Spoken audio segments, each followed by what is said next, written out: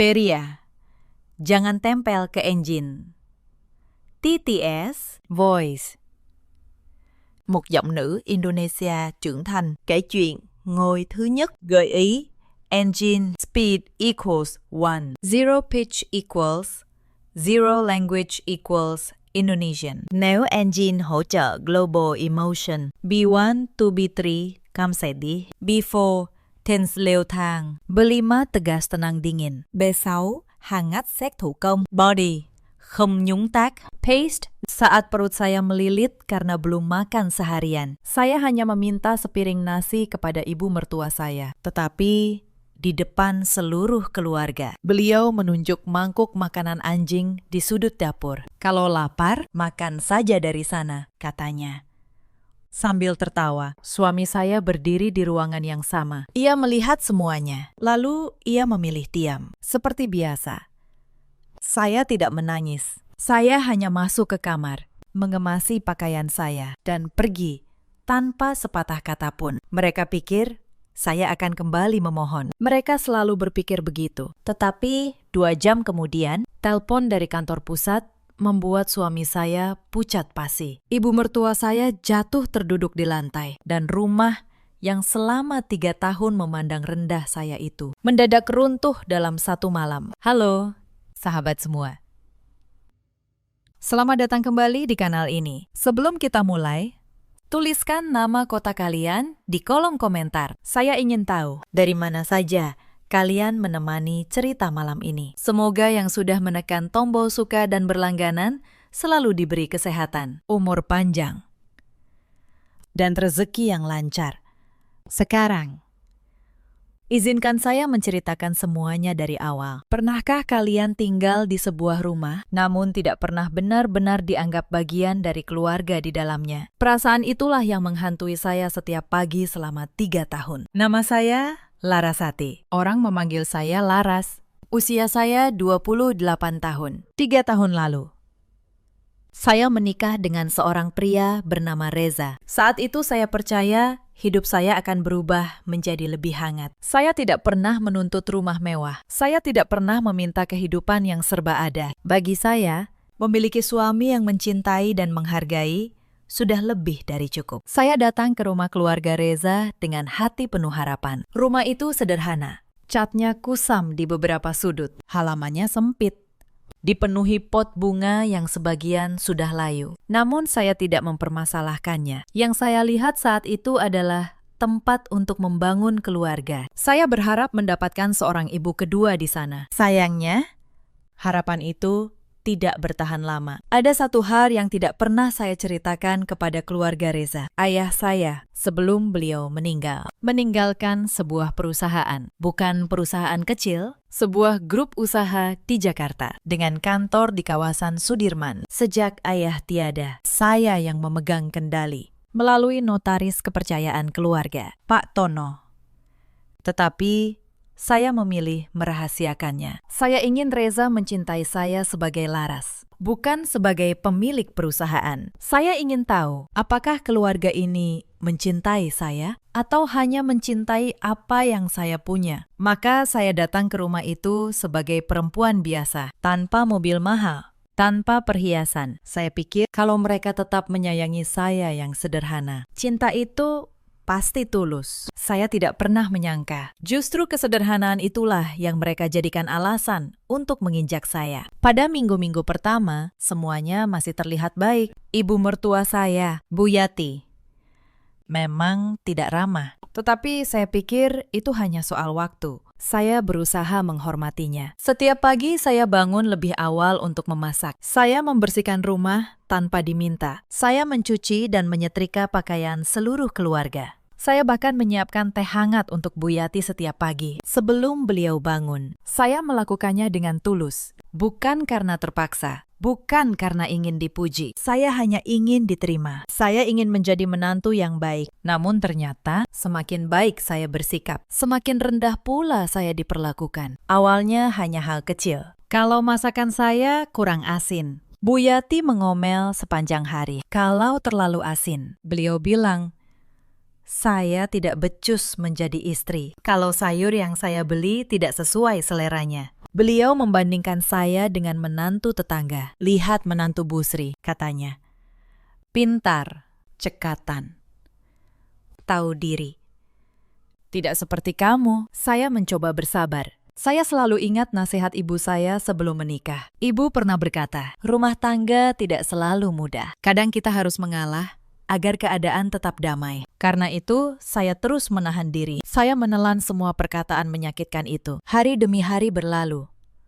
Bulan demi bulan berganti. Lalu perlahan, saya menyadari sesuatu yang pahit. Saya bukan dianggap anggota keluarga. Saya hanya dianggap orang yang mengurus rumah. Setiap pagi sebelum matahari terbit, saya sudah berada di dapur. Saya memasak sarapan, menyapu, mengepel, mencuci, menyetrika, membersihkan kamar, merapikan halaman. Semua itu saya lakukan seorang diri. Bu Yati hampir tidak pernah membantu. Beliau duduk di ruang tamu, menonton televisi, atau mengobrol dengan tetangga. Dan setiap kali ada tamu, beliau selalu memperkenalkan saya dengan nada merendahkan. Ini menantu saya, katanya. Untung ada dia. Jadi saya tidak perlu cari pembantu. Lalu para tetangga itu tertawa. Dan saya hanya bisa tersenyum, menahan perih di dada. Reza ada di sana, selalu ada di sana. Tetapi ia tidak pernah membela saya. Saat saya menatapnya, ia membuang muka, seolah pura-pura tidak mendengar. Malam itu, untuk pertama kalinya saya bertanya pada diri sendiri, apa salah saya? Saya menikahi Reza karena ia dulu terlihat lembut. Saat kami berkenalan, ia pria yang sopan. Ia mendengarkan saya. Ia menghormati saya. Tetapi setelah masuk ke rumah ibunya, ia berubah menjadi orang lain. Di hadapan Bu Yati, ia seperti anak kecil yang takut mengecewakan ibunya. Apapun yang dikatakan Bu Yati, ia mengiyakan. Bahkan ketika itu menyakiti saya pernah mencoba berbicara dengannya. Mas, saya capek diperlakukan seperti pembantu di rumah ini, kata saya pelan. Suatu malam, Reza menghela napas. Sudahlah, Laras.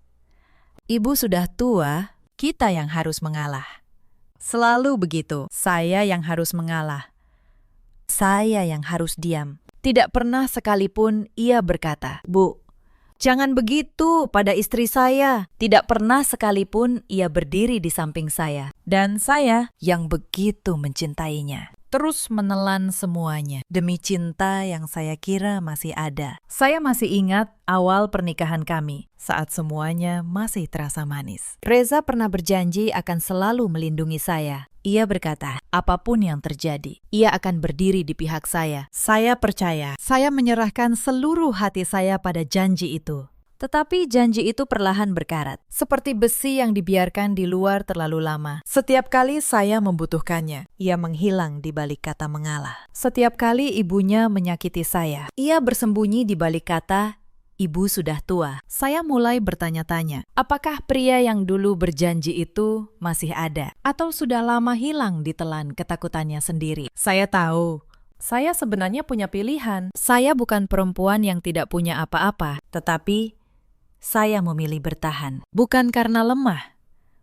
Karena saya masih berharap suatu hari ia akan berubah. Harapan itu ternyata adalah penjara yang saya bangun sendiri. Ada satu orang di rumah itu yang membuat hari-hari saya semakin berat. Wulan, adik ipar saya. Adik perempuan Reza, usianya 24 tahun. Ia belum bekerja, belum menikah, dan menghabiskan hari hanya untuk bermain ponsel. Wulan tidak pernah menyukai saya sejak awal. Setiap kali ada masalah kecil, ia selalu mencari cara untuk menyalahkan saya. Suatu hari, uang belanja di dapur berkurang Rp200.000. Wulan langsung berteriak di depan Bu Yati. Bu, uangnya hilang. Pasti diambil Mbak Laras. Siapa lagi yang setiap hari di dapur? Saya terkejut.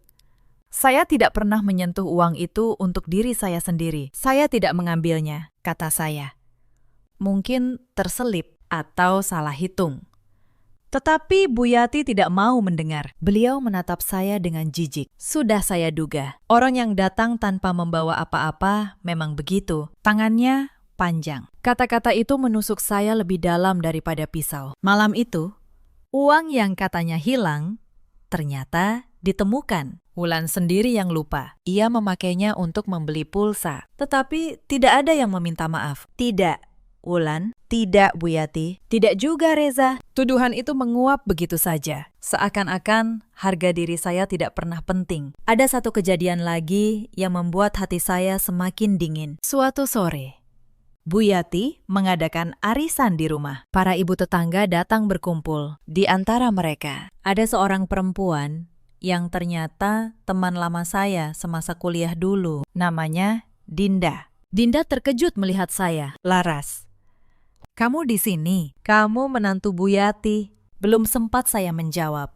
Bu Yati sudah menyela. Iya, ini menantu saya. Untung saja mau dia. Perempuan yang tidak punya apa-apa. Saya kasihan, makanya saya terima di rumah ini. Wajah Dinda berubah bingung. Ia tahu latar belakang keluarga saya dulu, walau tidak tahu rinciannya. Tetapi Laras kan, Dinda hendak berkata sesuatu. Saya menatapnya dan dengan halus menggelengkan kepala. Saya tidak ingin rahasia saya terbongkar di sana. Dinda mengerti. Ia menahan kata-katanya. Bu Yati melanjutkan dengan bangga. Sekarang dia yang urus semua di rumah. Lumayan, hemat ongkos pembantu. Para ibu tertawa dan saya berdiri di sana, melayani teh untuk mereka semua, sambil menahan rasa perih yang sudah terlalu sering saya rasakan. Saat para tamu pulang, Dinda sempat berbisik pada saya. Laras, kamu kenapa diam saja? Ini bukan kamu yang dulu. Saya hanya tersenyum tipis. Suatu hari, kamu akan mengerti. Din, kata saya pelan. Malam itu, kalimat Dinda terus terngiang di kepala saya. Ini bukan kamu yang dulu. Iya benar, selama 3 tahun. Saya kehilangan diri saya sendiri demi sebuah keluarga yang tidak pernah menganggap saya ada. Ada satu malam yang membuat saya benar-benar melihat siapa Reza sebenarnya.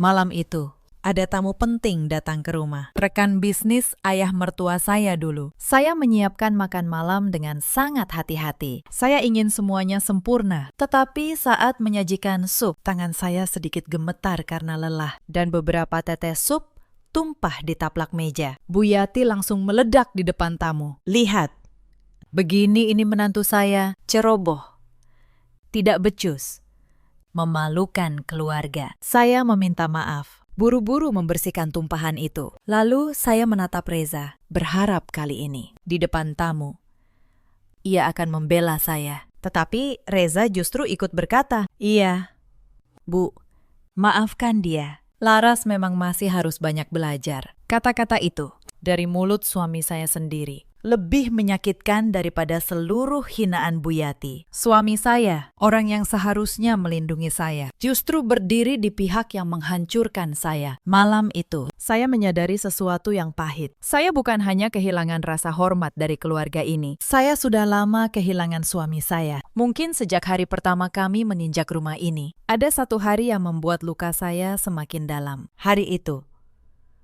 keluarga besar Reza datang berkumpul di rumah. Ada paman, bibi, sepupu, dan anak-anak mereka. Lebih dari 20 orang memenuhi rumah kecil itu. Bu Yati menyambut mereka dengan bangga, seolah ingin menunjukkan bahwa keluarganya hidup berkecukupan. Dan saya, seperti biasa, ditempatkan di dapur. Sejak pagi saya memasak untuk 20 orang. Nasi, ayam, sayur, sambal. Semuanya saya siapkan sendiri. Tidak ada yang menawarkan bantuan. Tidak ada yang bertanya apakah saya lelah. Para tamu makan, tertawa, mengobrol di ruang tamu. Sementara saya berdiri di dapur dengan keringat membasahi punggung. Salah seorang bibi sempat masuk ke dapur dan melihat saya. Ini siapa? Tanyanya pada Bu Yati yang kebetulan lewat. Oh, itu menantu saya, jawab Bu Yati ringan. Lumayan, bisa dipakai untuk masak-masak. Tidak perlu bayar pembantu. Para tamu di belakangnya tertawa. Saya menunduk, pura-pura sibuk mengaduk masakan. Saat semua tamu sudah makan, saya baru bisa duduk sebentar di pojok dapur. Tetapi belum sempat saya menyuap 1 sendok pun. Wulan datang. Mbak, piring kotornya menumpuk tuh. Cuci dulu, baru makan, katanya. lalu pergi begitu saja. Saya menelan ludah.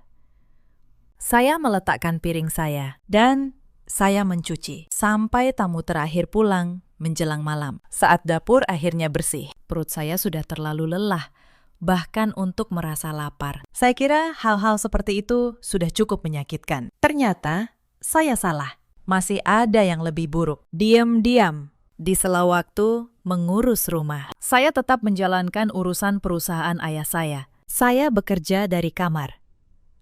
Melalui laptop.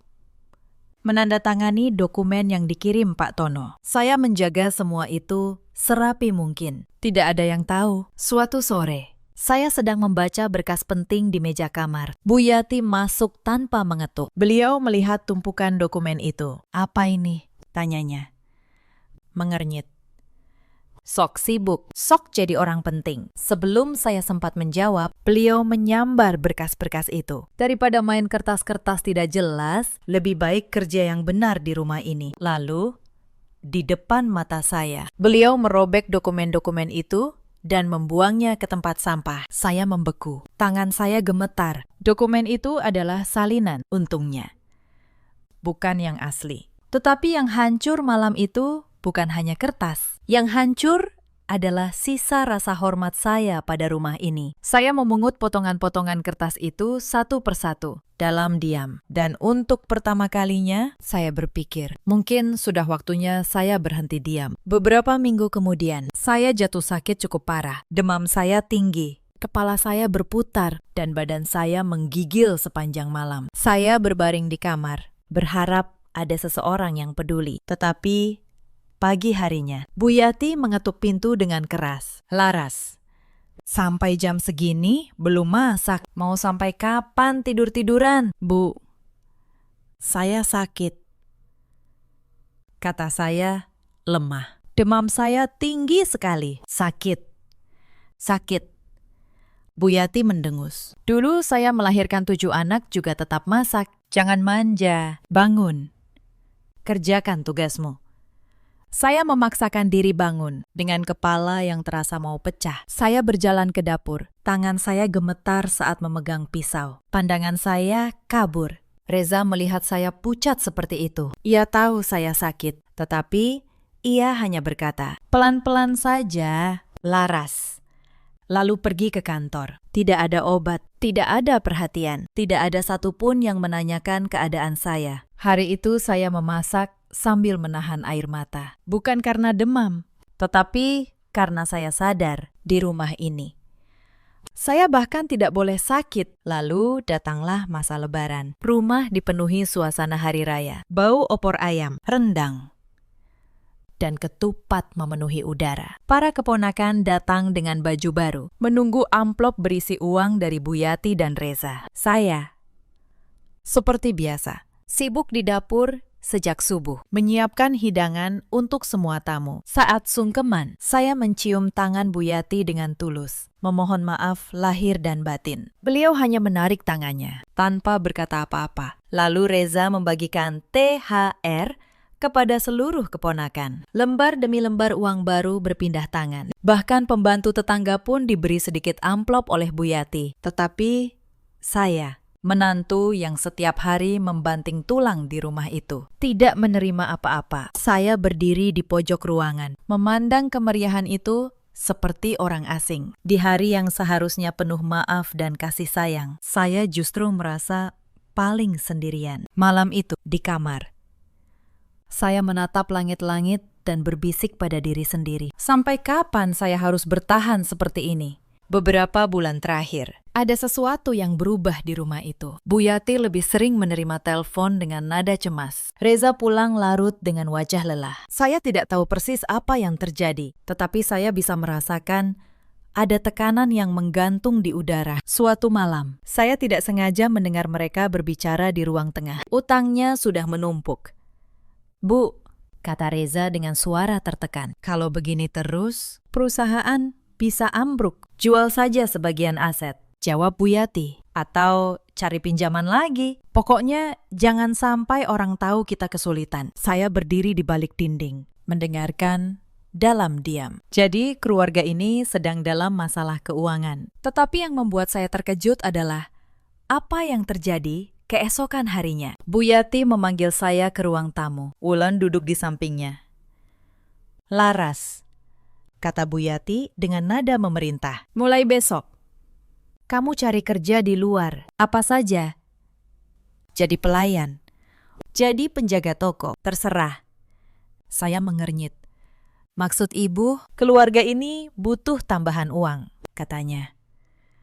"Kamu selama ini cuma menumpang makan di rumah ini. Sekarang waktunya kamu berguna." "Tetapi Bu, saya sudah mengerjakan semua pekerjaan rumah," kata saya. Wulan menyahut sinis. "Pekerjaan rumah itu memang sudah kewajibanmu."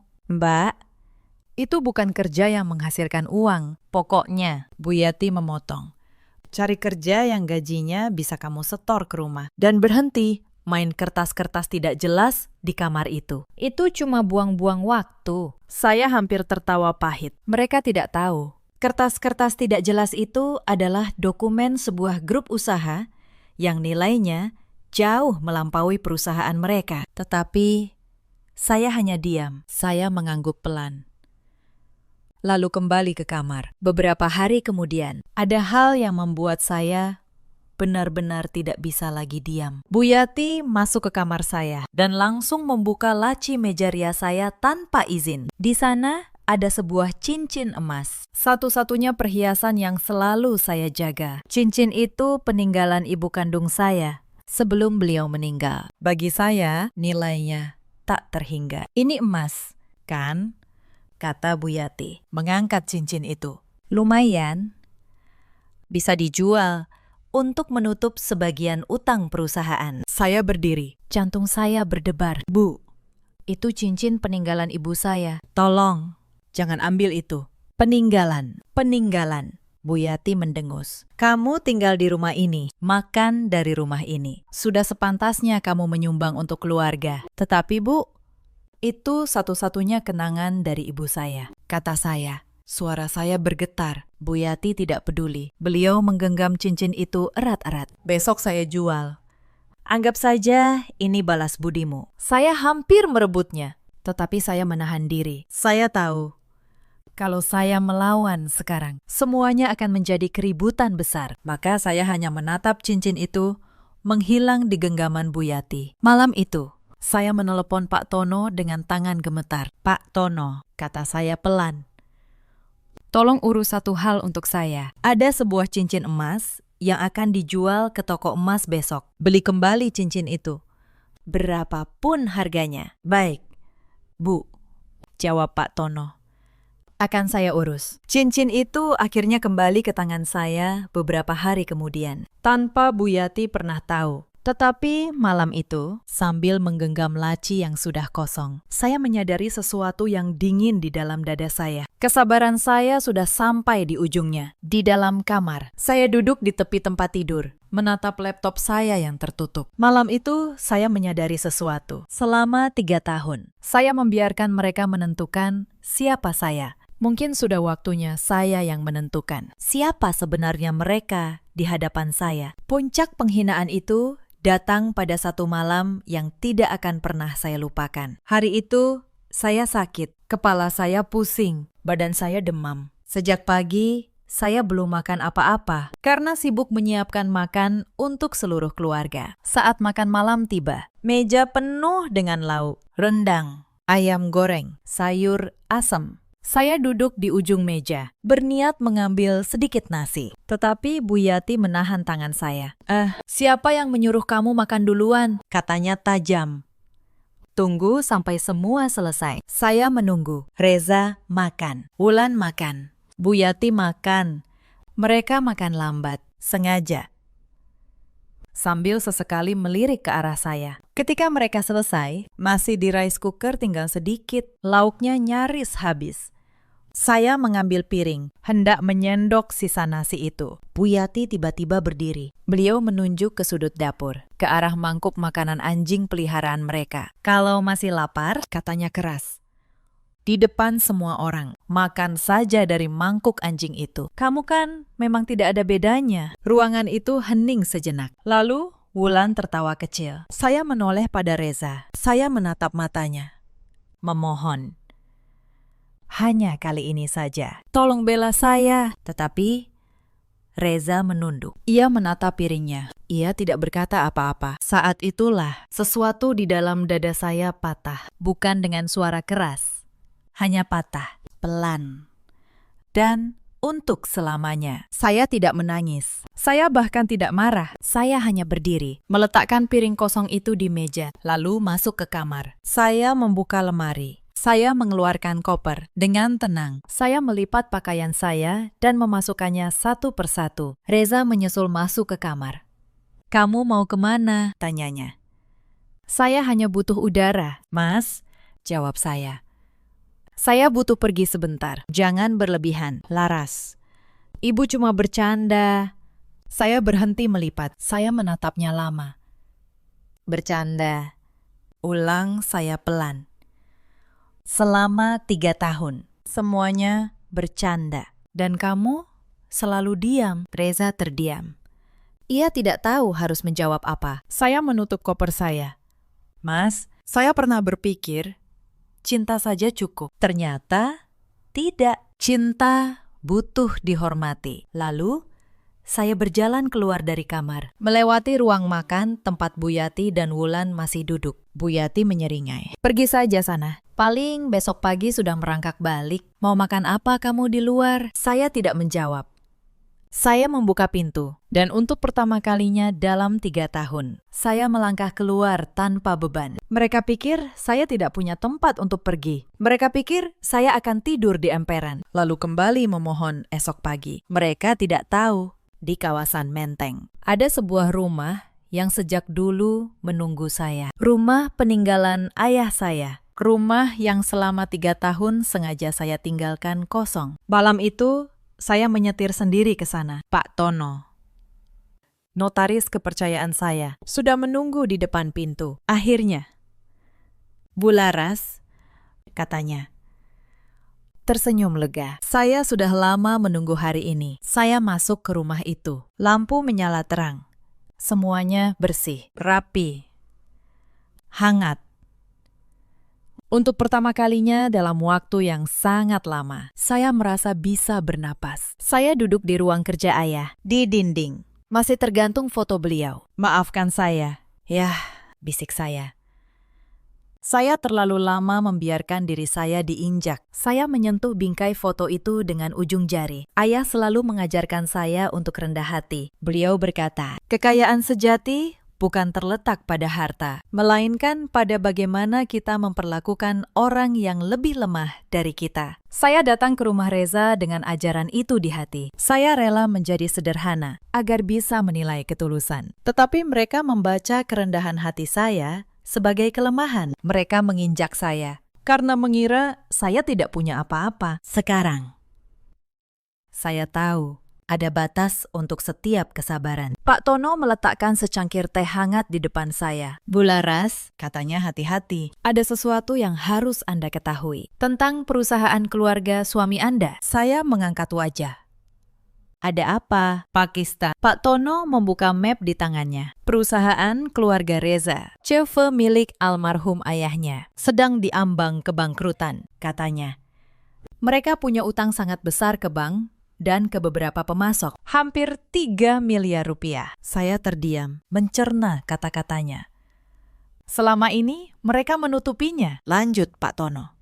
Bu Yati menjual perhiasan, menggadaikan apa saja. Tetapi, tetap tidak cukup. Reza tahu soal ini, tanya saya. Reza yang paling tahu. Bu, justru karena itu, ia tidak berani melawan ibunya. Seluruh hidupnya tergantung pada perusahaan itu. Saya menatap teh di depan saya yang mulai dingin. Saya teringat satu kejadian beberapa minggu sebelumnya. Wulan, di dalam grup percakapan keluarga besar, sengaja menulis hal-hal buruk tentang saya. Ia menulis bahwa saya menantu yang malas, tidak becus, dan hanya menumpang hidup. Seluruh keluarga besar membaca tulisan itu. Tidak ada satupun yang membela saya. Reza melihat pesan itu. Tetapi, seperti biasa, ia memilih diam. Saya hanya membaca pesan-pesan itu dalam diam, lalu menutup ponsel saya. Saat itu, saya bertanya pada diri sendiri, sampai kapan saya akan membiarkan orang lain menulis cerita hidup saya dengan tinta penghinaan mereka? Sekarang, di rumah ayah saya, dengan secangkir teh yang sudah dingin di depan saya tahu jawabannya. Sudah cukup. Mulai malam ini, saya yang akan menulis akhir dari cerita ini. Jadi, selama ini, di balik gengsi dan penghinaan itu, keluarga Reza sebenarnya sedang tenggelam. Lalu ada apa?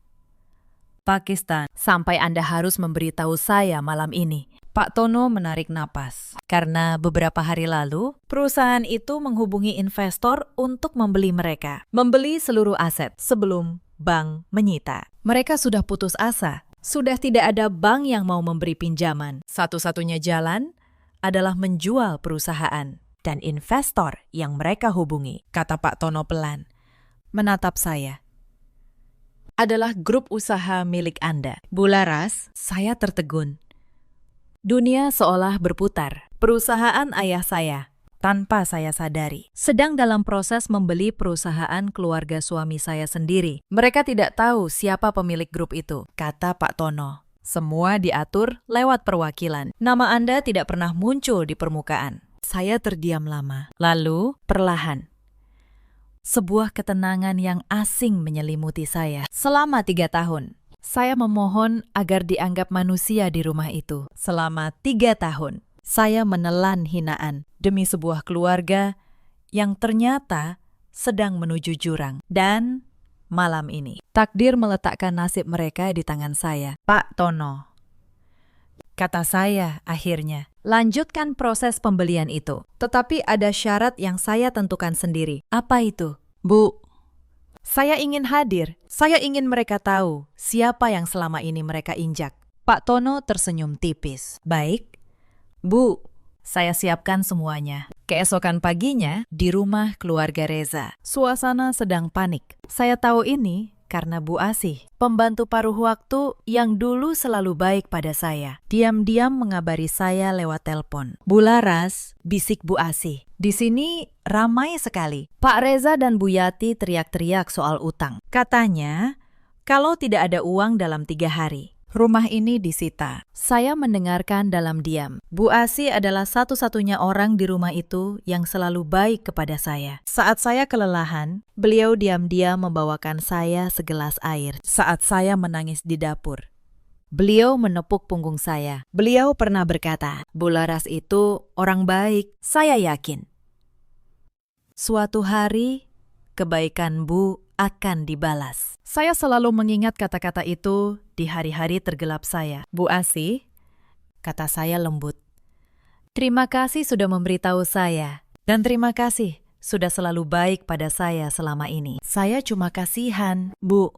Jawab Bu Asih. Bularas tidak pantas diperlakukan seperti itu. Mulai sekarang, Bu Asih tidak perlu khawatir lagi, kata saya. Semuanya akan baik-baik saja. Dan tadi malam, lanjut Bu Asih, ada surat dari kantor pusat investor. Katanya Pak Reza harus datang ke kantor di Sudirman malam ini juga. Saya menutup telepon dengan tenang.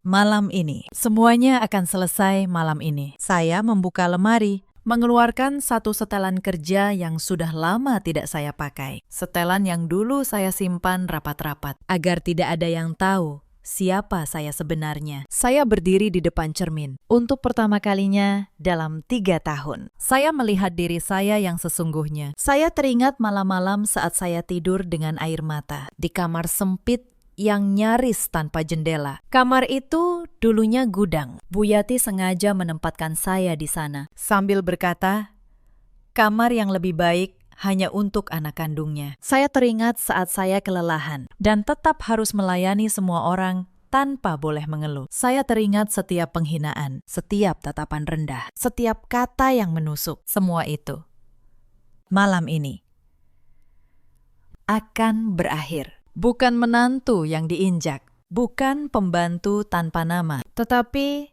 Larasati, pemilik grup usaha yang malam ini akan menentukan nasib mereka semua. Malam itu, langit Jakarta gerimis. Di sebuah gedung tinggi di kawasan Sudirman, lampu lantai paling atas menyala terang. Reza datang dengan wajah cemas.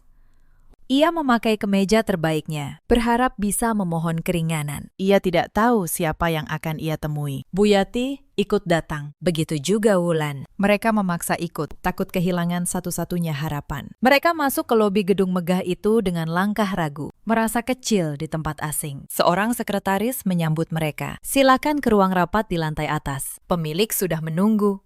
Pemilik.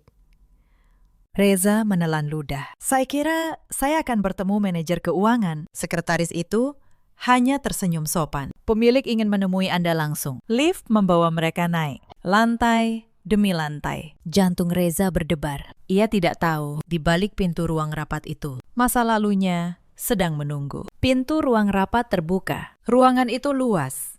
Dindingnya kaca, memandang ke seluruh kota yang berkelip di bawah hujan. Di kepala meja panjang, sebuah kursi membelakangi mereka, menghadap jendela. Silakan duduk, kata seorang notaris berwibawa. Pak Tono. Pemilik akan segera menyapa Anda. Reza, Bu Yati, dan Wulan duduk dengan canggung. Di atas meja sudah tersusun dokumen-dokumen. Akta, surat utang, surat pembelian perusahaan. Sebelum kita mulai, kata Pak Tono, saya ingin menyampaikan bahwa pemilik kami telah mempelajari kasus perusahaan Anda secara menyeluruh. Tolong, Pakistan, suara Bu Yati bergetar. Gengsinya runtuh oleh ketakutan. Beri kami kesempatan. Perusahaan itu satu-satunya yang kami punya. Kesempatan. Ulang sebuah suara perempuan, pelan, dari arah kursi yang membelakangi mereka. Suara itu. Reza mengenali suara itu. Kursi itu berputar perlahan, dan di sanalah saya. Larasati menatap mereka dengan tenang dari kursi pemilik. Wajah Reza memucat seketika. Laras. Suaranya nyaris tidak keluar. Bu Yati terbelalak. Tubuhnya seperti kehilangan tenaga. Ia hampir terjatuh dari kursi. Wulan menutup mulutnya dengan kedua tangan. Matanya membeliak tidak percaya. Selamat malam, kata saya. Tenang. Maaf membuat kalian menunggu. Ini tidak mungkin. Bu Yati menggeleng cepat. Kamu cuma menantu. Kamu cuma pembantu, potong saya. Dengan senyum tipis yang dingin. Silakan lanjutkan. Bu, saya ingin dengar. Bu Yati terdiam. Wajahnya pucat pasi. Reza masih berdiri di tempatnya. Kakinya seolah membeku. Ia menatap saya seperti melihat orang yang sama sekali asing. Bagaimana mungkin, gumamnya. Selama ini, kamu tinggal di kamar kecil itu. Kamu mencuci. Kamu memasak. Iya, Mas, kata saya. Saya melakukan semua itu sambil setiap malam menandatangani dokumen yang menentukan nasib ribuan karyawan. Saya bisa saja tinggal di rumah mewah dengan pelayan yang melayani saya. Tetapi saya memilih datang ke rumah kalian sebagai perempuan sederhana. Karena saya ingin tahu, apakah keluarga ini mencintai saya atau hanya akan mencintai harta saya. Saya berhenti sejenak, menatap mereka satu persatu. Sekarang saya sudah tahu jawabannya. Mari kita bicara seperti orang dewasa, kata saya. Perusahaan keluarga kalian berutang hampir 3 miliar. 3 hari lagi, bank akan menyitanya dan grup usaha yang akan membelinya. Satu-satunya yang bisa menyelamatkan kalian dari kehancuran adalah milik saya. Saya meletakkan sebuah berkas di tengah meja. Selama ini saya bekerja dari kamar kecil di rumah kalian. Dokumen yang dulu ibu robek dan buang ke tempat sampah. Itu bagian dari grup ini. Saya berdiri. Berjalan pelan mengelilingi meja. 3 tahun, kata saya. Selama 3 tahun saya bangun sebelum matahari terbit. Saya memasak, mencuci, mengepel, melayani kalian semua. Saya tidak pernah meminta apa-apa. Saya hanya ingin diterima sebagai manusia. Saya berhenti di belakang kursi Bu Yati. Tetapi ibu menyuruh saya makan dari mangkuk anjing. Di depan semua orang. Bu Yati menunduk. Tangannya gemetar di atas pangkuan. Dan Kamu, Mas, kata saya. Beralih menatap Reza. Kamu ada di sana. Setiap kali kamu melihat semuanya dan kamu memilih diam. Mata Reza berkaca-kaca. Laras, saya tidak tahu kamu. Tidak tahu saya kaya. Potong saya. Itu masalahnya, Mas.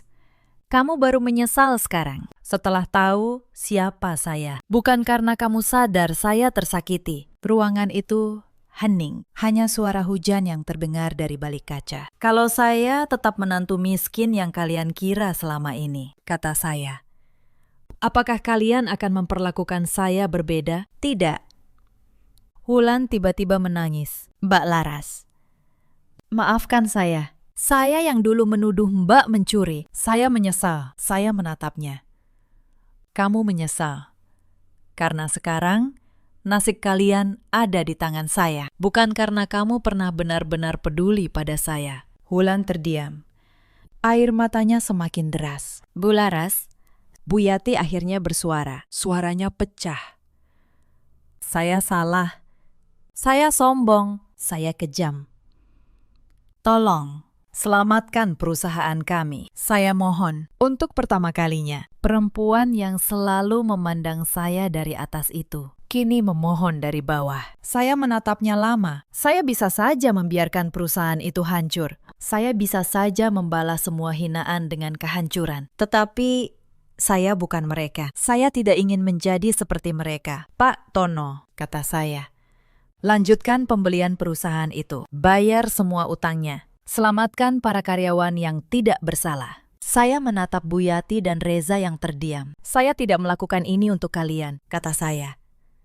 Saya melakukannya untuk para karyawan yang sudah bekerja bertahun-tahun di sana. Mereka punya keluarga, punya anak yang harus disekolahkan. Mereka tidak boleh kehilangan pekerjaan hanya karena kesombongan kalian. Itulah perbedaan antara saya dan kalian. Saya tidak akan menghancurkan hidup orang lain demi kepuasan sesaat. Bu Yati mengangkat wajah. Matanya penuh harap. Tetapi, lanjut saya, perusahaan itu akan sepenuhnya menjadi milik grup saya. Keluarga kalian tidak lagi memegang kendali apapun. Reza boleh tetap bekerja di sana sebagai karyawan biasa dengan gaji yang wajar. Dia harus belajar bahwa menghargai orang tidak ditentukan oleh seberapa kaya orang itu. Reza menunduk dalam-dalam. Air matanya jatuh ke atas meja. Laras, katanya serak. Apa masih ada kesempatan untuk kita? Kalau saya berubah, kalau saya memperbaiki semuanya. Saya memandang keluar jendela. Hujan mulai reda. Lampu-lampu kota berkelip tenang. Saya teringat malam-malam ketika saya memohon agar ia membela saya. Hanya sekali, hanya satu kali saja. Lalu saya kembali menatapnya dan tersenyum tipis. Senyum yang tenang. Mas, kata saya bertahan selama 3 tahun. Bukan karena saya kuat, saya bertahan karena saya mencintaimu. Tetapi cinta tidak bisa hidup sendirian. Dia butuh penghormatan. Dia butuh perlindungan. Dia butuh keberanian. Dan kamu tidak pernah memberi saya satu pun dari ketiganya. Reza memejamkan mata. Saya memaafkanmu, kata saya. Saya memaafkan kalian semua. Wajah Reza terangkat. Secercah harapan muncul di matanya, tetapi saya tidak akan kembali. Harapan itu padam dalam sekejap. Memaafkan tidak berarti melupakan, kata saya pelan. Dan tidak berarti memberi kesempatan untuk mengulangi luka yang sama. Saya sudah terlalu lama hidup dalam ketakutan. Takut tidak diterima, takut disakiti. Takut ditinggalkan. Saya tidak ingin menghabiskan sisa hidup saya untuk terus menunggu seseorang yang tidak pernah berani berdiri di samping saya. Saya berjalan menuju pintu. Pak Tono membukakannya untuk saya. Surat-suratnya akan diurus oleh tim saya, kata saya, tanpa menoleh. Kalian akan dihubungi. Laras, panggil Reza, untuk terakhir kalinya. Suaranya nyaris berbisik. Saya benar-benar kehilanganmu, ya. Saya berhenti sejenak di ambang pintu. Iya, jawab saya. Satu kata sederhana itu menghancurkan sisa harapannya. Tetapi sekaligus membebaskan kami berdua dari masa lalu. Saya keluar dari ruangan itu, meninggalkan mereka bersama penyesalan yang datang terlambat. Di lorong gedung, langkah saya terdengar tenang di atas lantai marmer. Saya masuk ke lift, menekan tombol lobi, dan menatap bayangan diri saya di dinding kaca. Untuk pertama kalinya, bayangan itu tidak lagi terlihat lelah dan tertunduk. Di luar gedung, mobil saya sudah menunggu. Hujan sudah berhenti, menyisakan udara malam yang bersih. Saya sempat menoleh ke atas, ke jendela lantai tempat mereka masih duduk terpaku. Lalu, saya masuk ke mobil, dan untuk pertama kalinya dalam 3 tahun, saya melaju tanpa menoleh ke belakang. Beberapa bulan kemudian, hidup saya berubah jauh lebih tenang. Saya kembali memimpin perusahaan yang diwariskan ayah saya, dengan kepala tegak dan hati yang ringan. Saya kembali bertemu banyak orang, kembali tertawa, kembali menjalani hidup tanpa rasa takut. Perusahaan keluarga Reza akhirnya selamat. Utangnya lunas. Para karyawan tetap bekerja. Reza bekerja di sana sebagai staf biasa. Saya dengar ia menjadi pria yang jauh lebih rendah hati sekarang. Bu Yati beberapa kali datang menemui saya. Beliau datang untuk meminta maaf dengan air mata. Dalam salah satu pertemuan itu, saya mengeluarkan sebuah benda dari laci meja saya. Cincin emas peninggalan ibu saya. Cincin yang dulu beliau ambil paksa dan jual. Wajah Bu Yati terkejut. Itu cincin itu. Iya, Bu, kata saya, tenang. Saya membelinya kembali, karena bagi saya, kenangan tidak bisa dinilai dengan uang. Ibu mengambilnya dengan paksa, menganggapnya tidak berarti. Padahal itu satu-satunya yang saya punya dari ibu saya. Bu Yati menunduk. Air matanya jatuh. Maafkan saya, Laras. Saya benar-benar tidak tahu diri waktu itu. Saya hanya tersenyum. Saya tidak lagi merasa marah. Hanya lega karena akhirnya saya bisa berdiri tegak di hadapannya. Dan saya menerima permohonan maafnya dengan baik. Karena kebencian tidak pernah membuat hidup menjadi lebih ringan. Saya memaafkan beliau. Sama seperti saya memaafkan Reza. Namun memaafkan tidak berarti kembali. Beberapa luka bisa dimaafkan, tetapi tidak bisa diperbaiki. Suatu sore, saya berdiri di depan jendela ruang kerja saya, di lantai paling atas gedung perusahaan. Matahari perlahan tenggelam di balik kota. Langit berubah keemasan. Saya memegang cincin emas peninggalan ibu di jari saya, dan tersenyum tipis. Saya teringat perempuan yang dulu bangun sebelum subuh, yang memasak untuk 20 orang, yang menelan setiap hinaan, demi sebuah keluarga. Perempuan itu masih ada di dalam diri saya. Tetapi sekarang, ia sudah belajar untuk mencintai dirinya sendiri. Saya tidak menyesali 3 tahun itu. Karena dari sana, saya belajar arti sebenarnya dari harga diri. Saya tersenyum. Lalu teringat satu pelajaran paling berharga dari semua yang pernah terjadi. Cerita ini mengajarkan satu hal. Jangan pernah merendahkan seseorang hanya karena kesederhanaannya. Karena tidak semua orang menunjukkan nilai dirinya kepada dunia. Dan jangan pernah menganggap kesabaran sebagai kelemahan. Sebab orang yang paling sabar sekalipun, pada akhirnya bisa memilih pergi. Di luar sana, ada banyak perempuan yang bernasib seperti saya dulu. Diinjak di rumahnya sendiri. Diam.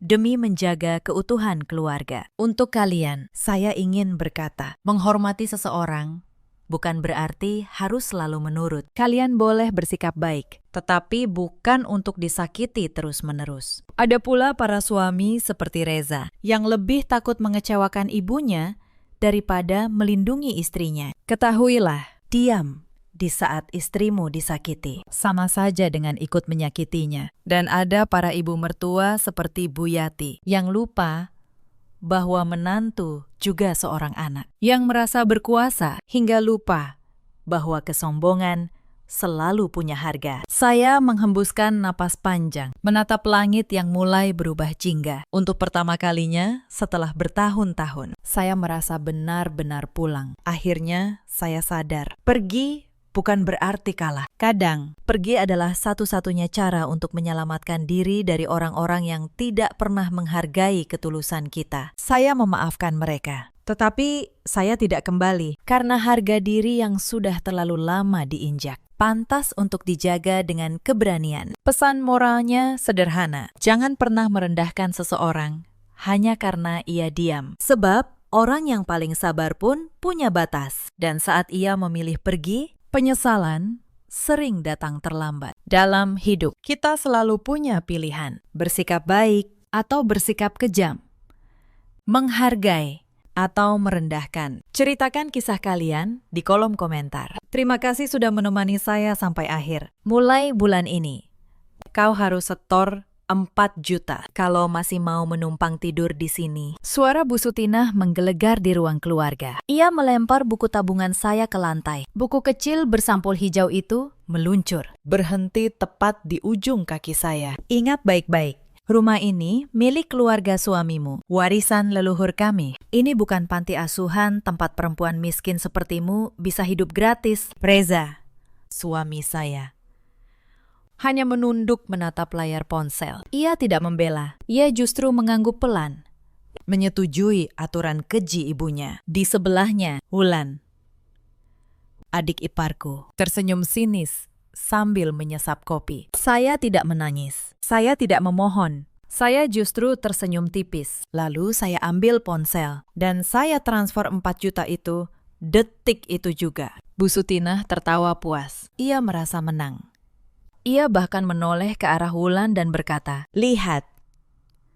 Nak, begini caranya mengurus menantu. Harus tegas. Jangan beri hati." Ia sama sekali tidak tahu satu hal. Sertifikat rumah yang selama ini ia agung-agungkan di dalam berangkasnya hanyalah selembar fotokopi tua, dan uang sewa yang baru saja ia tagih itu akan menjadi tali yang menjerat lehernya sendiri ke meja penyidik. Halo, sahabat cerita.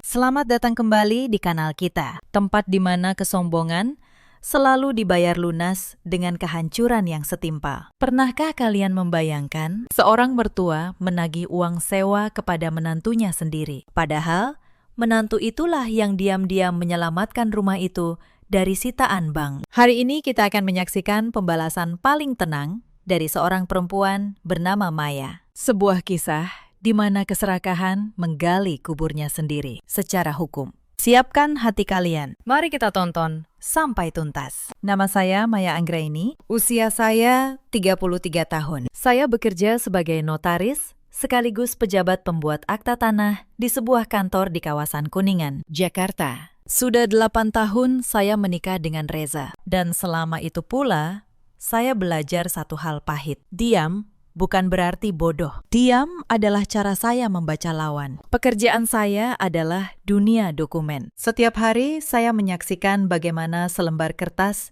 bisa mengubah hidup orang.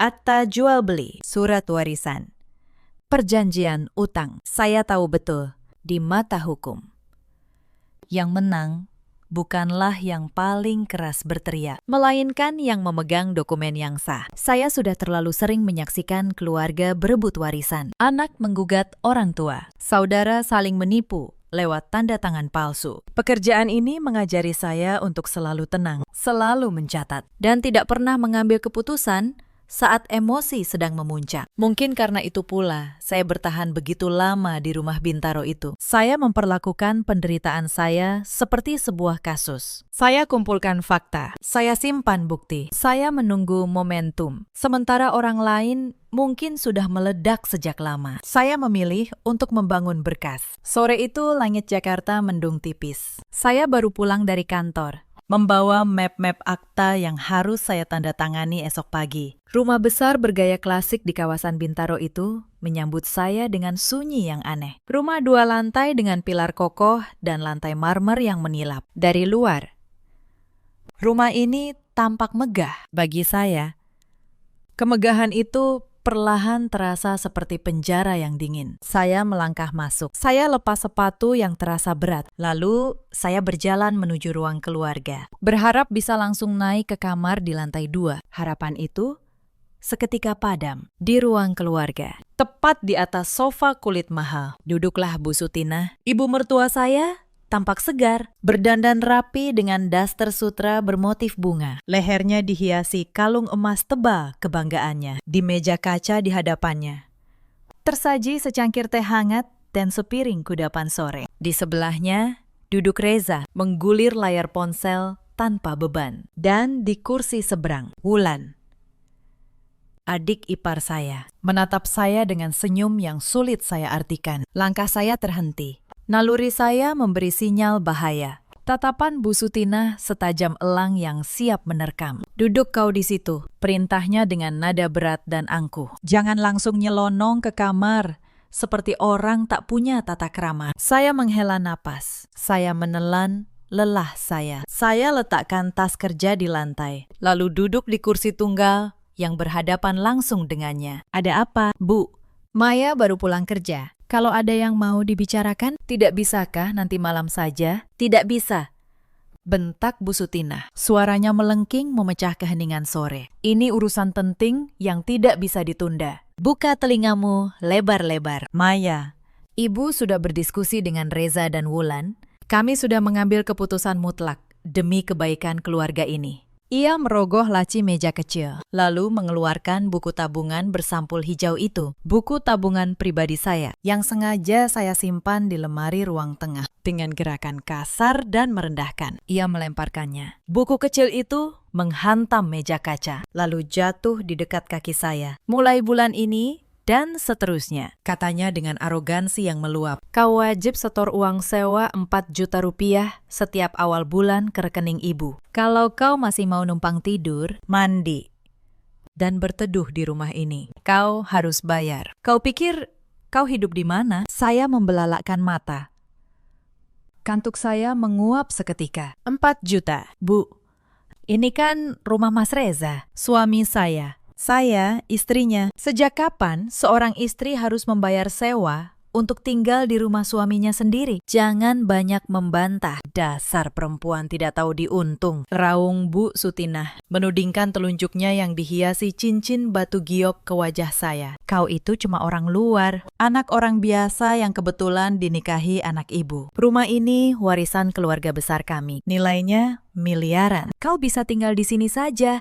Sudah kemurahan hati luar biasa. Ini bukan panti asuhan, tempat perempuan miskin sepertimu hidup gratis. Kata-kata itu menghantam dada saya. Bukan karena saya percaya, tapi karena ironi di baliknya begitu pekat. Saya menatap buku tabungan di lantai. Lalu saya menatap wajah-wajah yang merasa menang itu. Dan saya tersenyum dalam hati. Mereka tidak tahu.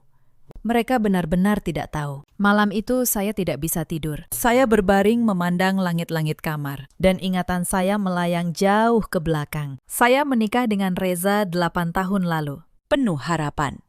Saat itu, ia lelaki yang lembut. Tapi sejak kami tinggal serumah dengan ibunya, saya menyaksikan perubahan yang perlahan. Bu Sutinah tidak pernah benar-benar menerima saya. Di matanya, saya hanya anak orang biasa yang merebut putranya. Ia membandingkan saya dengan calon menantu impiannya. Anak kolega lamanya, yang kaya raya. Setiap masakan saya selalu kurang asin atau terlalu manis. Setiap usaha saya selalu salah. Dan Reza, yang dulu membela saya, perlahan berubah menjadi anak mama yang tidak punya tulang punggung. Setiap kali saya mengadu, jawabannya selalu sama. Sabar, Maya, itu kan ibuku. Mengalah sedikit. Mengalah. Mengalah. Dan terus mengalah. Sampai saya lupa di mana batas antara mengalah dan menghilang. Lalu ingatan saya berhenti di 3 tahun lalu. Saat itu, almarhum bapak mertua masih hidup. Beliau lelaki yang baik, jauh berbeda dari istrinya. Suatu malam, bapak memanggil saya ke ruang kerjanya. Wajahnya pucat, di mejanya berserakan surat-surat dari bank. Rumah ini, rumah yang selalu dibanggakan Bu Sutinah sebagai warisan leluhur, ternyata sudah dijaminkan ke bank untuk menutup utang usaha bapak yang bangkrut. Tunggakannya hampir 2 miliar rupiah. Tinggal hitungan bulan sebelum rumah ini disita dan dilelang. Bapak menggenggam tangan saya. Maya, nak, ibumu dan Wulan tidak boleh tahu ini. Mereka akan panik. lalu menyalahkan semua orang. Hanya kau yang Bapak percaya. Kau punya kepala dingin, tolong selamatkan rumah ini.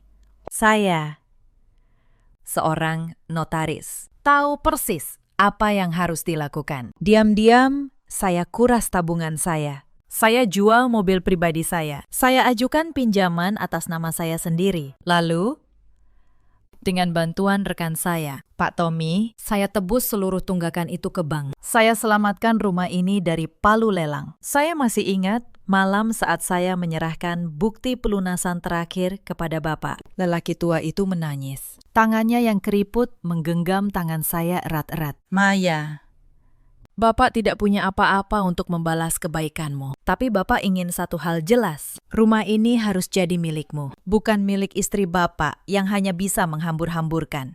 Bukan milik Wulan yang hanya tahu berfoya-foya. Kau yang menyelamatkannya. Kau yang berhak.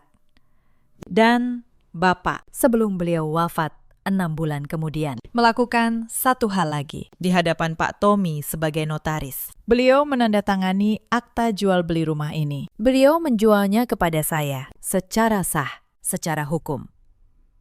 Dengan harga yang sudah saya bayar lunas berupa pelunasan utang itu. Sertifikat asli di balik nama sejak 3 tahun lalu. Rumah ini bukan lagi milik keluarga Reza. Rumah ini atas nama saya. Yang ada di berangkas Bu Sutina hanya fotokopi sertifikat lama. Beliau tidak pernah memeriksanya. Ia terlalu sibuk mengagung-agungkan kemegahan, sampai lupa memeriksa siapa pemilik kemegahan itu sekarang. Saya bisa saja mengumumkannya saat itu juga, tapi saya memilih diam. Sebab Bapak berpesan satu hal terakhir. Jangan kau usir mereka selama mereka masih bisa tahu diri. Beri mereka kesempatan. Kalau suatu hari mereka menginjak harga dirimu sampai ke titik nadir, baru kau bicara dengan hukum. 3 tahun saya menunggu. 3 tahun saya membiarkan diri direndahkan demi menghormati pesan seorang ayah. Dan sore tadi, dengan melempar buku tabungan saya ke lantai sambil menagih sewa, Bu Sutina baru saja melewati titik nadir itu. Saya bangkit dari tempat tidur. Saya berjalan ke jendela kamar belakang yang pengap, dan saya menatap halaman rumah yang sunyi di bawah cahaya bulan. Rumah ini, setiap meternya saya tebus dengan tabungan, mobil, dan harga diri saya. Dan selama 3 tahun, saya membiarkan diri diperlakukan seperti benalu di rumah saya sendiri. Hanya karena janji kepada seorang lelaki yang sudah tiada. Tapi Bapak juga berkata, ada batas.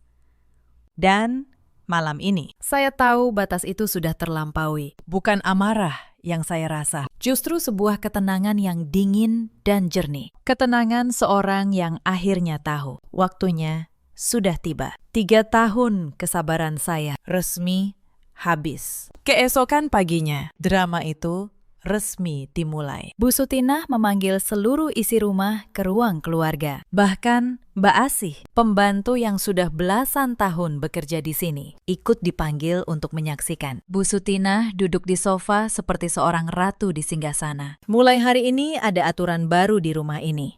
Umumnya lantang. Maya sudah resmi membayar sewa. Jadi statusnya di rumah ini adalah penyewa. Bukan nyonya rumah, camkan itu. Saya hanya mengangguk pelan. Di dalam hati, saya mencatat setiap kata. Saya, seorang notaris, tahu betul betapa berharganya sebuah pengakuan yang diucapkan di depan saksi. Insiden pertama datang sore itu. Saya pulang dan menemukan barang-barang saya sudah dipindahkan dari kamar utama. Wulan berdiri di pintu kamar itu sambil bertolak pinggang. Kamar ini sekarang punyaku. Katanya enteng. Kamu pindah ke kamar gudang di belakang. Penyewa tidak berhak pakai kamar bagus. Reza ada di sana. Ia melihat semuanya.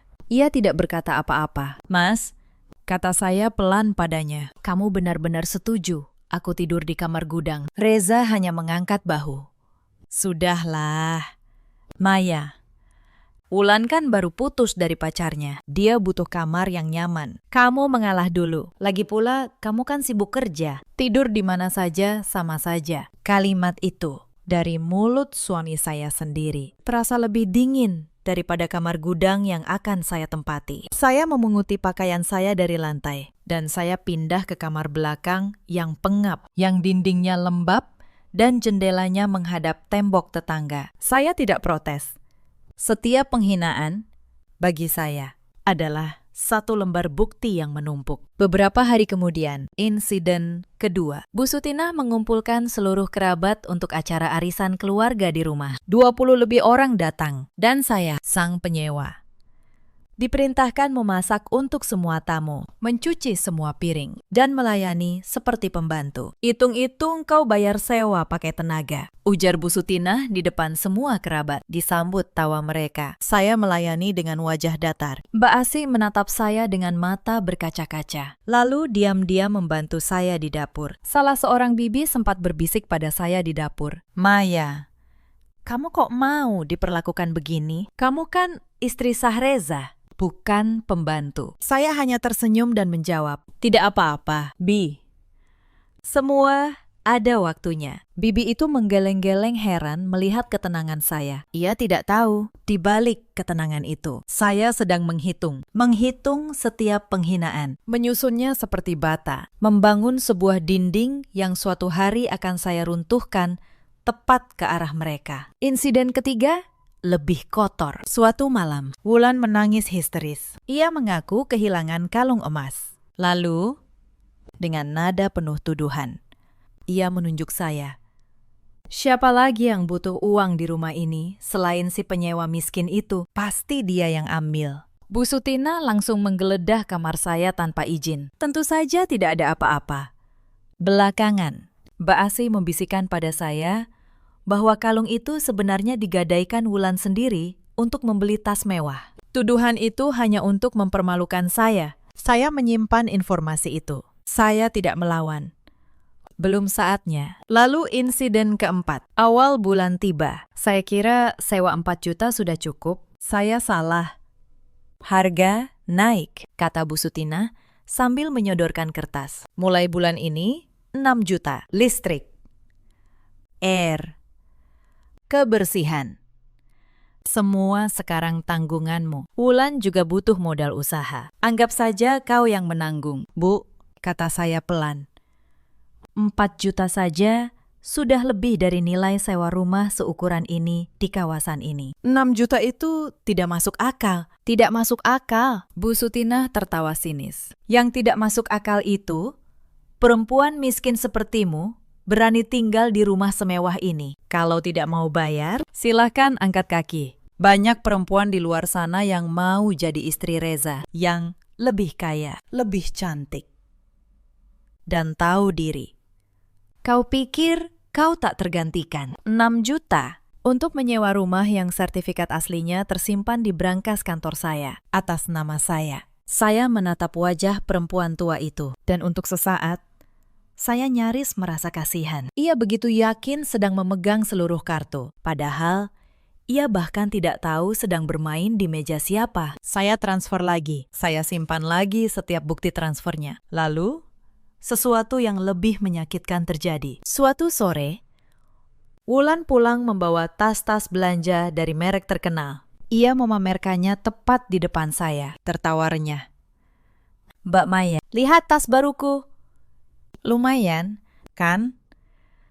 Beli pakai uang sewa yang Mbak setor bulan ini. Terima kasih, ya. Sudah jadi mesin uang keluarga ini, katanya. Lalu tertawa bersama Bu Sutinah. Saya hanya tersenyum tipis. Sama-sama, Wulan. Semoga kau menikmatinya. Di dalam hati, saya mencatat satu hal lagi. Setiap rupiah yang mereka hambur-hamburkan dari uang sewa itu adalah bukti aliran dana pemerasan yang semakin jelas. Mereka mengira sedang berpesta, padahal mereka sedang menumpuk barang bukti melawan diri mereka sendiri. Insiden kelima adalah jebakan yang paling mereka banggakan. Suatu sore, Bu Sutinah memanggil saya bersama Reza ke ruang keluarga. Di meja sudah tersedia sebuah surat. Tanda tangani ini. Katanya, surat pernyataan bahwa kau hanya menumpang di rumah keluarga kami. Dan kau tidak punya hak apapun atas rumah ini. Biar jelas, semuanya hitam di atas putih. Saya membaca surat itu pelan-pelan. Di dalam hati, saya nyaris tertawa. Mereka ingin saya menandatangani surat yang menyatakan saya tidak memiliki rumah yang justru atas nama saya. Surat itu, secara hukum, sama sekali tidak punya kekuatan. Sertifikat asli mengalahkan surat pernyataan manapun. Maka saya tanda tangani. Dengan tenang, surat itu justru menjadi bukti tambahan bahwa mereka sadar penuh sedang memungut uang dari saya. Pemerasan yang terdokumentasi rapi atas kemauan mereka sendiri. Insiden ke-6 menyeret harga diri saya ke dasar. Di acara halal bihalal keluarga, di hadapan puluhan kerabat. Saya terlambat menyajikan teh karena harus mengurus tamu lain. Bu Sutinah murka. Dasar penyewa tidak becus. Ia mengangkat tangannya dan tamparan itu mendarat di pipi saya. Keras. Ruangan mendadak hening. Saya menatap Reza. Saya menunggu. Saya berharap untuk terakhir kalinya ada secuil lelaki dalam dirinya. Reza berdiri. Tapi bukan untuk membela saya. Ia mendekat. Lalu berkata dengan suara dingin di depan semua orang. Maya, minta maaf ke ibu. Kamu memang keterlaluan. Untung ibu masih mau menampungmu di rumah ini. Di sanalah. Di tengah ruangan yang penuh tatapan kasihan dan cemooh itu, sisa terakhir perasaan saya pada Reza padam total. Bukan amarah yang saya rasa, justru ketenangan. Ketenangan seorang notaris yang berkasnya sudah lengkap. Malam itu, di kamar gudang yang pengap, saya tidak menangis. Saya justru membuka laptop dan saya mulai menyusun daftar. Daftar setiap transfer yang sudah saya lakukan. Daftar setiap penghinaan dengan tanggal dan saksi. Daftar setiap pelanggaran yang di mata hukum.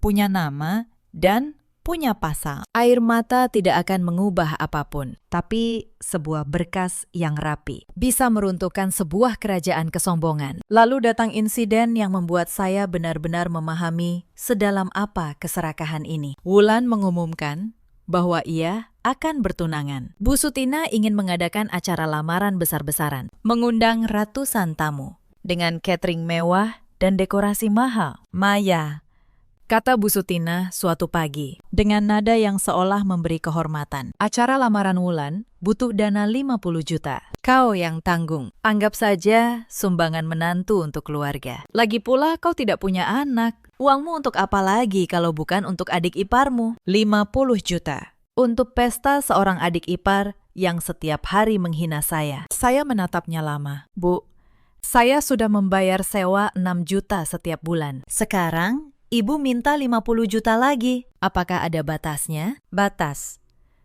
Bu Sutinah tertawa. Selama kau masih tinggal di rumah keluarga ini, tidak ada batas. Kau berutang budi pada kami. Kau seharusnya bersyukur masih kami izinkan bernapas di sini. Saya tidak menjawab. Tapi di dalam diri saya, sesuatu yang sudah lama retak akhirnya pecah sepenuhnya. Bukan dengan ledakan, justru dengan keheningan yang sangat dingin. Saya sadar, tidak akan pernah ada kata cukup bagi orang-orang seperti ini. Mereka akan terus menggali, terus menuntut, sampai tidak ada lagi yang tersisa dari saya hari itu. Untuk pertama kalinya, saya tidak menjawab baik. Bu, saya hanya berkata, saya pikirkan dulu. Lalu, saya pergi ke kantor. Dan di sana, saya tidak memikirkan soal 50 juta. Saya mulai memikirkan akhir dari semua ini. Insiden ke-7 adalah pemicu terakhir. Beberapa hari kemudian, Bu Sutina datang ke kamar belakang saya membawa amarah baru. Ia baru saja tahu dari obrolan tetangga bahwa saya seorang notaris dengan kantor sendiri di Kuningan. Jadi, selama ini kau punya kantor, kau punya penghasilan besar, tapi kau diam saja saat keluarga ini susah, tudingnya. Padahal justru sayalah yang dulu menyelamatkan keluarga ini dari kebangkrutan tanpa mereka tahu. Mulai besok, kau berhenti kerja. Perempuan yang sudah menikah tidak pantas keluyuran di kantor. Tugasmu di rumah, melayani keluarga ini. Saya menatapnya. Untuk pertama kalinya, ada bagian dari diri saya yang nyaris meledak. Pekerjaan ini bukan sekedar penghasilan. Itu identitas saya. Satu-satunya ruang di mana saya masih merasa menjadi manusia utuh. Dan ia ingin merampasnya juga. Maaf, Bu, kata saya, menahan suara agar tetap rata. Pekerjaan ini tidak akan saya tinggalkan. Berani kau membantah ibu?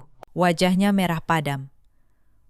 Kau pikir kau siapa di rumah ini? Malam itu, Reza datang, bukan untuk membela saya, tapi untuk menekan saya atas nama ibunya. Saya hanya diam. Tapi di dalam diam itu, sebuah keputusan mengeras seperti baja. Justru karena saya notaris. Justru karena saya tahu hukum. Mereka tidak akan pernah bisa benar-benar merampas apapun dari saya. Mereka hanya belum menyadarinya. Dan puncaknya datang malam berikutnya, di meja makan. Bu Sutinah mengumumkan dengan bangga, bulan depan, Ibu akan urus surat-surat. Rumah ini akan Ibu balik nama ke Wulan, biar jelas siapa pemilik sah keluarga ini. Dan kau, penyewa. Kalau mau, tetap tinggal. Lanjutkan saja, bayar ke Wulan. Wulan tersenyum penuh kemenangan. Tenang, Bu, begitu rumah atas namaku. Aku naikkan sewanya jadi 10 juta. Biar dia tahu rasanya jadi orang miskin yang numpang. Saya meletakkan sendok saya pelan. Saya menyeka mulut dengan serbet. Lalu saya tersenyum. Untuk pertama kalinya. Lebar dan tulus. Balik nama, ya. Kata saya tenang. Bagus sekali, Bu. Kebetulan saya notaris. Saya tahu persis bagaimana proses balik nama. Besok, biar saya yang urus semua surat-suratnya. Bu Sutinah mengernyit, sedikit heran dengan ketenangan saya. Tapi keserakahannya menutupi kecurigaannya. Bagus, akhirnya kau tahu diri juga. Mereka tidak tahu. Kalimat itu baru saja menutup gembok terakhir di pintu jebakan mereka sendiri. Tapi keserakahan tidak pernah tahu kata cukup. Antara insiden-insiden besar itu, ada luka-luka kecil yang setiap hari mereka torehkan. Salah satu yang paling menyakitkan adalah soal anak. Selama 8 tahun pernikahan, saya dan Reza belum dikaruniai anak. Bu Sutinah menjadikan itu senjata harian. Di depan tamu, di meja makan.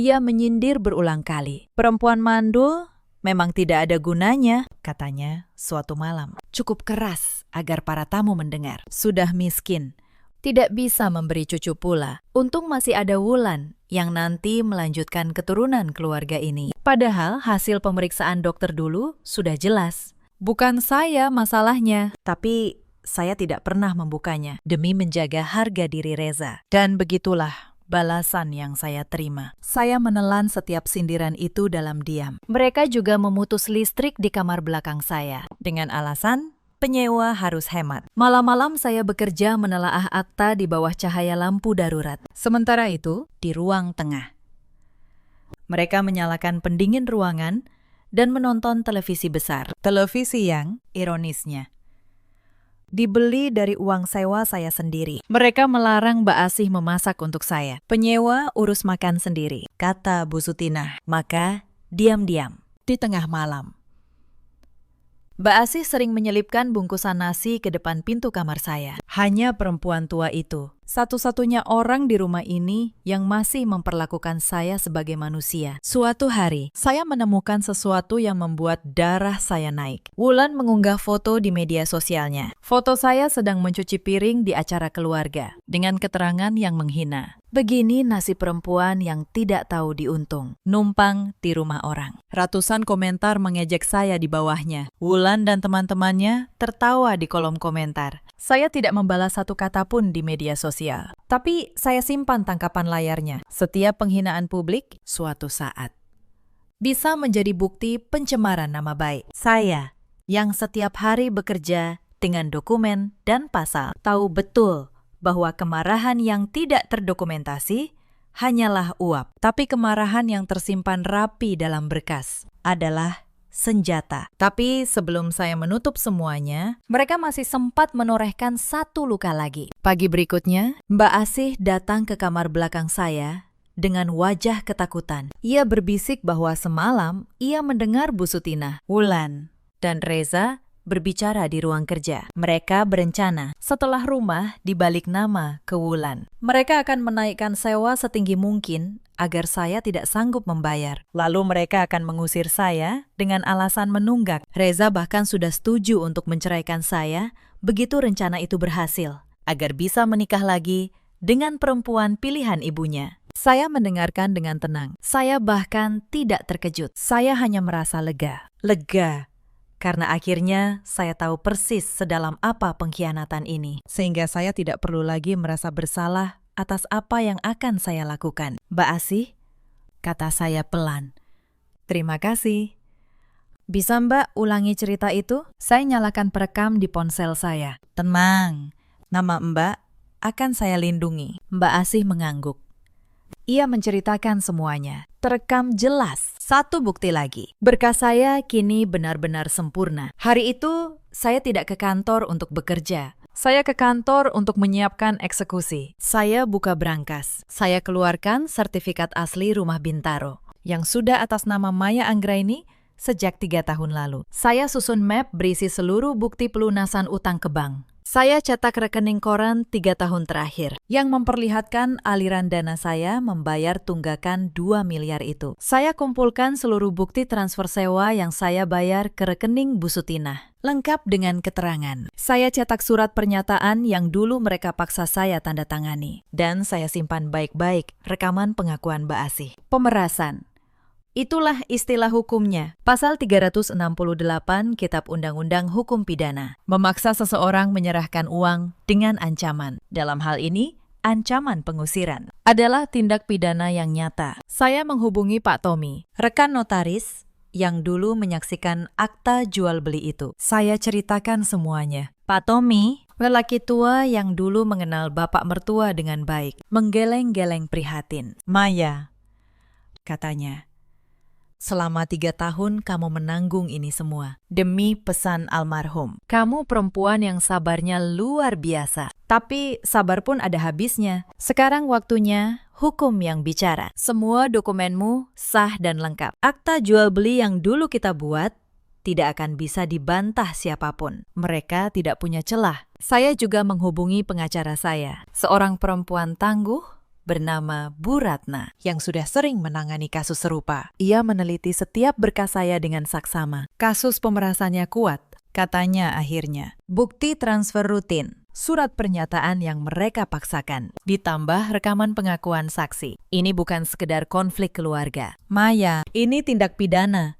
Dan kamu memegang semua kartunya. Malam itu, untuk pertama kalinya dalam 3 tahun, saya tidur dengan nyenyak. Subuh keesokan harinya, gugatan cerai saya didaftarkan secara resmi. Semua sudah siap. Tinggal satu langkah terakhir. Saya memilih hari arisan keluarga berikutnya. Hari di mana rumah itu kembali dipenuhi puluhan kerabat. Hari yang sama yang biasa dipakai Bu Sutinah untuk mempermalukan saya. Kali ini, panggung itu akan saya pakai sendiri. Sore itu rumah Bintaro ramai. Aroma rendang dan opor memenuhi ruangan. Bu Sutinah duduk di tengah, dikelilingi para kerabat yang memujinya. Wulan memamerkan tas mewah barunya. Reza tertawa-tawa di sudut ruangan. Mereka semua merasa berada di puncak dunia. Pagi harinya, sebelum acara, Bu Sutinah sempat memanggil saya. Maya, hari ini banyak tamu penting. Kau urus dapur dari pagi. Dan ingat, jangan banyak bicara. Cukup melayani. Jangan permalukan keluarga ini dengan mulut besarmu. Saya hanya mengangguk. Baik. Bu, hari ini saya akan bicara seperlunya saja. Beliau tidak menangkap makna ganda di kalimat saya. Hari ini, memang, satu kalimat saya saja sudah cukup untuk meruntuhkan segalanya. Saya datang terlambat, sengaja. Bukan dengan baju pelayan seperti biasa, tapi dengan blazer kerja yang rapi, membawa sebuah map coklat tebal di tangan. Langkah saya tenang. Seisi ruangan menoleh. Maya, dari mana saja kau? Bentak Bu Sutinah. Cepat ke dapur, urus piring-piring itu. Jangan bikin malu di depan keluarga. Saya tidak ke dapur. Saya berjalan ke tengah ruangan. Saya letakkan map coklat itu di atas meja kaca, di hadapan Bu Sutinah. Pelan dan mantap. Sebelum saya urus piring, Bu, kata saya dengan suara jernih yang terdengar ke seluruh ruangan. Ada satu urusan yang harus diselesaikan dulu di depan seluruh keluarga. Soal balik nama rumah ini. Kebetulan ibu sendiri yang minta saya yang urus. Bu Sutinah tertawa mengejek. Nah, akhirnya. Bagus, buka saja. Biar semua saksikan. Rumah ini resmi jadi milik Wulan. Saya membuka map itu. Saya keluarkan satu lembar dokumen dan saya letakkan di tengah meja menghadap para kerabat. Ini sertifikat asli rumah ini, kata saya. Silakan dibaca nama pemiliknya. Salah satu kerabat memungutnya. Ia membaca. Wajahnya berubah. Maya. Maya Anggraini. Ini. Atas nama Maya. Dokumen itu berpindah dari tangan ke tangan. Bisik-bisik menjalar di seluruh ruangan. Para kerabat yang beberapa menit lalu memuji-muji Bu Sutinah kini saling berpandangan dengan wajah yang sulit dijelaskan. Sebagian terkejut, sebagian diam-diam, tampak puas. Ruangan mendadak sunyi. Bu Sutinah menyambar dokumen itu. Tangannya gemetar saat membacanya. Wajahnya yang tadi merah karena bangga, kini memutih pucat. Ini palsu.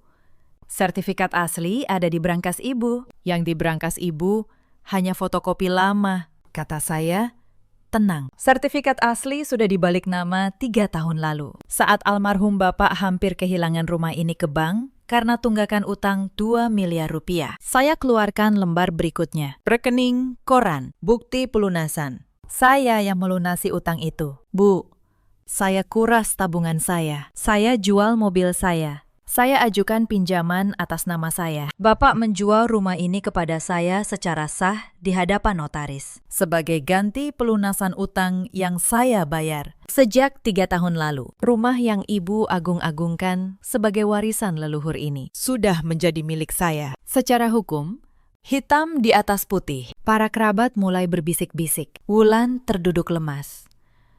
Reza berdiri, wajahnya panik. Maya, ini. Kamu kenapa tidak bilang dari dulu? Karena Bapak meminta saya memberi kalian kesempatan untuk tahu diri, jawab saya. Menatapnya tajam. Selama 3 tahun, saya beri. Tapi yang kalian lakukan adalah menagih sewa atas rumah saya sendiri. 4 juta. Lalu 6 juta. Lalu kalian rencanakan 10 juta. Untuk rumah yang saya sendiri pemiliknya. Saya keluarkan tumpukan bukti transfer. Semua uang sewa yang Ibu tagih. Saya transfer dan saya catat. Bersama surat pernyataan yang Ibu paksa saya tanda tangani. Dan ini, saya angkat sebuah dokumen berlogo pengadilan. Adalah laporan pidana. Memaksa seseorang menyerahkan uang dengan ancaman pengusiran adalah pemerasan. Pasal 368. Bukti-buktinya ada di tangan saya. Lengkap. Bu Sutinah jatuh terduduk di sofa. Tapi keserakahan tidak menyerah semudah itu. Ia bangkit lagi. Suaranya bergetar antara marah dan takut. Ini akal-akalanmu. Kau pasti memalsukan akta itu. Mana mungkin Bapak menjual rumah ini tanpa sepengetahuanku? Silakan dicek ke kantor pertanahan. Bu, kata saya, tenang. Mengeluarkan satu salinan lagi. Akta jual beli ini dibuat di hadapan Pak Tommy, notaris dan saksi yang sah. Nomornya terdaftar resmi. Balik namanya, tercatat di Badan Pertanahan Nasional. Saya notaris. Bu, saya tidak akan mempermalukan diri saya sendiri dengan dokumen palsu. Justru karena saya tahu hukum, semua yang saya pegang ini sah 100%. Seorang kerabat tua, paman almarhum Bapak, berdiri perlahan dari kursinya. Wajahnya keras menahan amarah. Sutinah, katanya dengan suara berat. Aku mengenal kakakku. Kalau benar, Maya yang menyelamatkan rumah ini dari bank. Dan kakakku sendiri yang menyerahkannya pada Maya. Maka itu keputusan yang benar. Selama ini kami semua menyaksikan bagaimana kau memperlakukan anak ini. Kami diam karena mengira itu urusan rumah tanggamu. Ternyata kau menindas orang yang justru menyelamatkanmu. Wajah Bu Sutinah memucat lebih dalam. Tidak ada lagi kerabat yang berpihak padanya. Tatapan-tatapan yang dulu memujinya kini berubah menjadi tatapan jijik. Wulan, yang sejak tadi terduduk lemas, tiba-tiba menangis, pecah. Mbak Maya, maafkan aku. Soal kalung itu, aku yang menggadaikannya. Aku yang menuduhmu. Aku khilaf. Aku tahu. Wulan, kata saya datar. Aku sudah tahu sejak awal. Sama seperti aku tahu setiap kebohongan yang kalian rangkai selama 3 tahun ini. Aku hanya menunggu kalian sendiri yang menutup pintu terakhirnya. Mulutnya komat kamit, tanpa suara. Kalung emas tebal di leher Bu Sutinah kini terlihat seperti rantai, bukan perhiasan. Saya menatap Reza terakhir kali. Lalu saya keluarkan satu amplop coklat dari dalam map. Saya letakkan di hadapannya. Dan ini untukmu. Surat gugatan cerai. Pengacara saya sudah mendaftarkannya subuh tadi. Pernikahan ini berakhir. Tepat di hari kau membiarkan ibumu menampar istrimu sendiri. Lalu menyuruh istri itu minta maaf. Reza menggeleng-gelengkan kepala. Maya, jangan. Rumah ini. Masa depanku. Masa depanmu. Potong saya dingin. Kau buang sendiri. Saat kau memilih diam melihat aku dihina di rumahku sendiri. Saya melirik jam tangan saya. Lalu saya menatap ketiganya bergantian. Saya beri kalian waktu 60 menit dari sekarang. Kemas barang kalian. Kalian hanya boleh membawa pakaian dan barang pribadi yang kalian beli sebelum ini. Seluruh perabot, elektronik, dan perhiasan yang dibeli dari uang sewa yang kalian peras dari saya akan saya lelang untuk mengganti kerugian. Jika ada satu barang milik saya yang kalian ambil, saya tambahkan pasal pencurian ke laporan saya. Maya, kami mau tinggal di mana? Suara Wulan bergetar. Air matanya tumpah. Kami tidak punya rumah lagi. Tinggallah dimanapun yang kalian mau. Jawab saya, tenang. Sama seperti saat ibu bilang, rumah ini bukan panti asuhan untuk perempuan miskin sepertiku. Sekarang, mari kita lihat siapa yang sebenarnya menumpang di rumah siapa. Maya, kami keluarga. Bu Sutina mencoba lagi. Suaranya kini melembut. Penuh kepura-puraan. Masa kau tega mengusir ibu mertuamu sendiri? Apa kata orang nanti? Keluarga. Saya menatapnya dingin. Ibu menagih sewa dari saya. Ibu menampar saya di depan kerabat. Ibu menyuruh saya membayar pesta orang lain. Sejak kapan itu yang namanya keluarga? Soal kata orang, biar mereka yang menyaksikan 3 tahun ini yang menjawab. Tidak ada satu kerabat pun yang membela Bu Sutina. Itulah jawaban yang paling telak. Saya menatap mereka dengan otoritas penuh seorang pemilik. 60 menit, lewat 1 menit. Saya telepon polisi dan saya serahkan semua bukti pemerasan ini ke penyidik. Dan kalian tahu, saya tidak pernah main-main dengan ucapan saya. Ancaman penjara yang nyata itu memicu kepanikan luar biasa. Rasa takut pada jeruji besi mengalahkan rasa malu mereka dengan nafas tersengal. Bu Sutina, Wulan, dan Reza bangkit dari lantai dan berlarian menaiki tangga. Ceritane, tangisan, dan suara barang dibanting terdengar dari lantai atas. Para kerabat satu persatu pamit pulang, menatap ketiga orang itu dengan tatapan yang sama sekali berbeda dari sebelumnya. 60 menit berlalu. Pintu utama rumah Bintaro itu terbuka lebar. 3 sosok yang sehari sebelumnya merasa seperti penguasa dunia, kini berjalan terseok keluar dari pekarangan. Bu Sutina tidak lagi mengenakan kalung emasnya. Wulan hanya menjinjing satu tas plastik berisi beberapa lembar baju. Reza memanggul ransel lusuh, menunduk menahan malu dari tatapan para tetangga yang mulai keluar rumah karena penasaran. Saya berdiri tegak di ambang pintu. Saya menatap kepergian mereka tanpa amarah, hanya dengan ketenangan yang melegakan. Angin sore berembus, menyapu aroma busuk yang selama 3 tahun meracuni rumah saya. Begitu langkah kaki terakhir mereka melewati pagar besi, saya menutup pintu kayu jati itu. Dan saya kunci dari dalam dengan bunyi klik yang mantap. Tapi cerita ini tidak berakhir di depan pintu. 2 minggu kemudian, Bu Sutina benar-benar dipanggil penyidik. Bukti pemerasan yang saya kumpulkan terlalu lengkap untuk dibantah. Bukti transfer, surat pernyataan yang ia paksakan, rekaman pengakuan. Semuanya berbicara. Ia tidak menyangka perempuan yang ia kira hanya penyewa miskin ternyata menyimpan setiap jejak kejahatannya dengan ketelitian seorang notaris. Wulan, yang ternyata terlibat dalam menggadaikan kalung, lalu menuduh saya mencuri, juga harus berurusan dengan masalahnya sendiri. Tas-tas mewah yang ia banggakan, satu persatu ia jual untuk biaya pengacara. Reza datang ke kantor saya sekali, memohon agar saya mencabut gugatan cerai. Ia berkata, ia hilaf, ia menyesal. Ia akan berubah.